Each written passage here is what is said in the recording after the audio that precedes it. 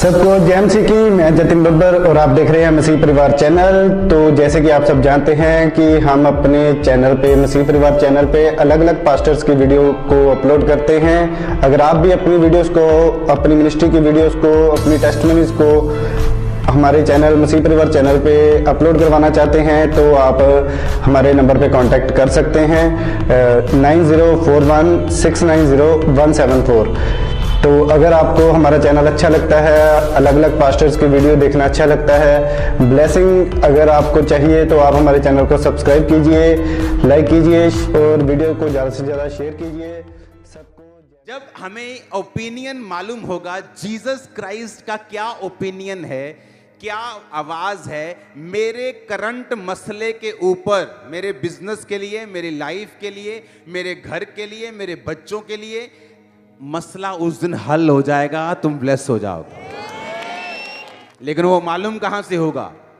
वचन की गहरी शिक्षा से, बाइबल के साथ जुड़ने से।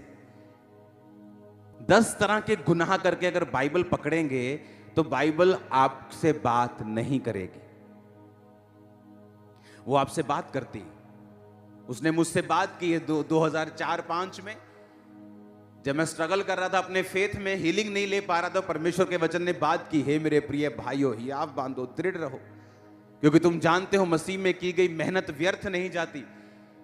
मुझसे परमेश्वर का वचन बात कर रहा था कि तुझे मेहनत करनी है। 20 मिनट की प्रेयर से 2-3 टाइम तो करता तो तुझे इतनी बड़ी हीलिंग नहीं मिल सकती। तेरी लाइफ में बड़ी योजना, मेहनत करनी स्टार्ट कर। तब 2.5 घंटे, 3 घंटे, 8 घंटे तक चला गया तो परमेश्वर ने उसका उत्तर दिया। वचन बात करता है। अगर आप भी प्यासे हैं वचन को सीखने के लिए, खुदा का ओपिनियन समझने के लिए, उसकी जानकारी लेने के लिए।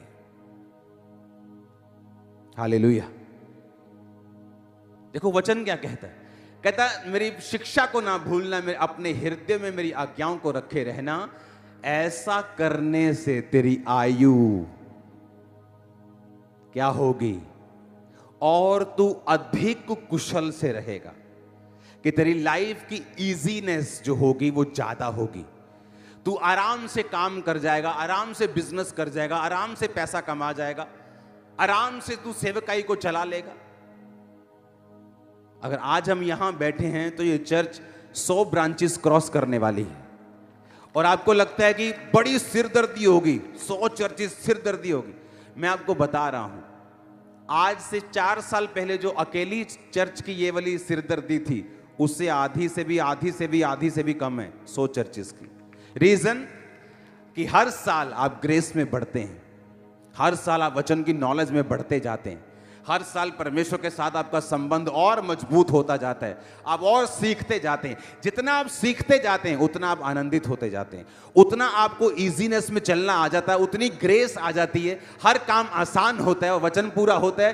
तू अधिक कुशल से रहेगा, अधिक कुशल से, ज्यादा आसानी से तू अपनी लाइफ को बिताएगा। जब तुझे वचन सीख जाएगा, तू वचन को मानने लगेगा, तू अपने शरीर को इग्नोर करने लगेगा, तू आत्मा की बातों को सीखने लगेगा। तो कितना इंपॉर्टेंट है राइट संगति में जाना और वचनों को एग्जैक्टली सीखना जिस तरह परमेश्वर सिखाना चाहते हैं, कितना जरूरी है। देखो, अगर आपकी उम्र पहले से लिखी हुई है कि भाई इसने 70 साल जीना है, तो मेरे को यह बताओ इसको कन्विंस मैं कैसे करूं कि अच्छे कर्म कर, क्योंकि इसने ना तो स्वर्ग देखा है ना नरक देखा है, तो ये अच्छे कर्म क्यों करे? अगर 70 ही भोगनी है, बुरे करके भी अच्छे करके भी, तो मैं क्यों ना अपनी लाइफ को एंजॉय करूं, जाऊं घूमूं जहां दिल करता है, जो किसी को गाली निकालूं, जो दिल करता है करूं, अफरा तफरी मचाऊं पूरी।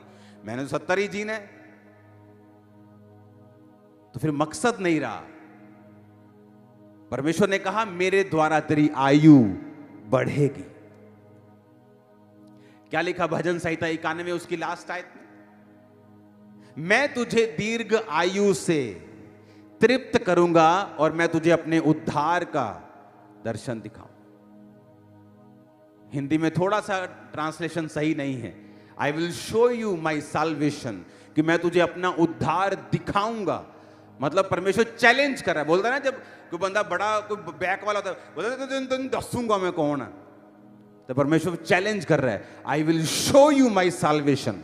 तेरे बच्चे, तेरा फाइनेंस, तेरी मिनिस्ट्री, तेरी सेहत, तेरी लाइफ, सब कुछ मैं तुम्हें दिखाऊंगा, अपना उद्धार कि मैं जीवित परमेश्वर हूं, मुर्दा नहीं। कहता आई विल शो यू, मैं तुम्हें दिखाऊंगा। जो परम प्रधान के छाए हुए स्थान में बैठा रहेगा वो सर्वशक्तिमान की छाया में ठिकाना पाएगा।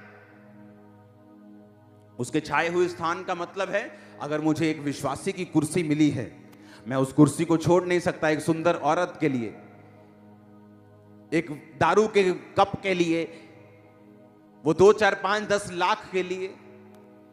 वो कुर्सी कैसे छोड़ दी जाए जो विश्वासी की है, एक पाप के लिए। तो परमेश्वर ने कहा जो उसके छाए हुए स्थान में बैठा रहेगा वही उसकी सुरक्षा को पाएगा, दूसरा नहीं। आमीन। हमें मालूम होना चाहिए कि परमेश्वर की थिंकिंग, सोच उसका क्या है। मेरी लाइफ, मेरी उम्र, मेरे बच्चे, मेरी फैमिली, मेरे फाइनेंस के बारे में परमेश्वर क्या कहता है। हालेलुया। तो आपकी उम्र डिसाइडेड नहीं है। आपके परमेश्वर ने आपको चॉइस दी है।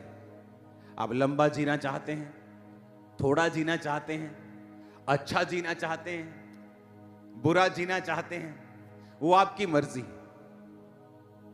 3 आयत में लिखा, कृपा और सच्चाई तुझसे अलग ना होने पाए, वरन उनको अपने गले का हार बनाना और अपनी हृदय रूपी पट्टियों पर लिखना। तो तू परमेश्वर और मनुष्य दोनों का अनुग्रह पाएगा। तू अति बुद्धिमान होगा। तू अपनी समझ का सहारा ना लेना, वरन संपूर्ण मन से यहोवा पर भरोसा रखना, उसी को याद करके सब काम करना, वह तेरे लिए सीधा मार्ग निकालेगा। अपनी दृष्टि में बुद्धिमान ना होना, यहोवा का भय मानना, बुराई से अलग रहना, ऐसा करने से तेरा शरीर भला और चंगा और तेरी हड्डियां पुष्ट रहेंगी। अगर आप इब्रानी भाषा में से पढ़ें तो उसमें लिखा, तेरी हड्डियों की ग्रीस कभी खत्म नहीं होगी। तो 70 का भी होगा तो पुष्ट होगा, तेरा शरीर भला और चंगा होगा। क्योंकि आप जैसे ही 60 में एंटर करेंगे, अब आप बोलने लगेंगे मैं हूं बुढ़ा हो चला, ऑटोमेटिकली मेरे गोडे का जाणगे, मेरे मोढे दर्द करनगे, मैनू साह हौली हौली आऊगा। क्योंकि ये आपने देखा है कहां पर, उस गिरे हुए संसार के अंदर जो शरीर और शैतान के द्वारा चलता है। जिस दिन आप उस संसार को छोड़ के बाइबल के अंदर घुस जाएंगे और अपने फोटो को देखेंगे, और अब परमेश्वर कहते हैं जब तू बूढ़ा भी हो जाएगा तेरी हड्डियां पुष्ट, तेरा शरीर भला और चंगा रहेगा। अब जब एक बूढ़े व्यक्ति को यह वचन मालूम होता है, वो क्या करे? वो इस वचन को क्लेम करे, बाइबल के अनुसार चलना शुरू करे, वो प्रार्थना करनी शुरू करे, वो रोजे रखने शुरू करे, वचन पे चलना शुरू करे, बिब्लिकल स्टैंडर्ड्स को पूरा करना शुरू करे। वो कहता मैं तेरी जवानी को उकाब के नई कर दूंगा। क्योंकि उकाब की लाइफ में भी आता है टाइम जब वो बूढ़ा होने लगता है, उसके बाद परमेश्वर फिर से उसको रिन्यू करता है, उसके पंख चोंच सब नया होता है। हालेलुया।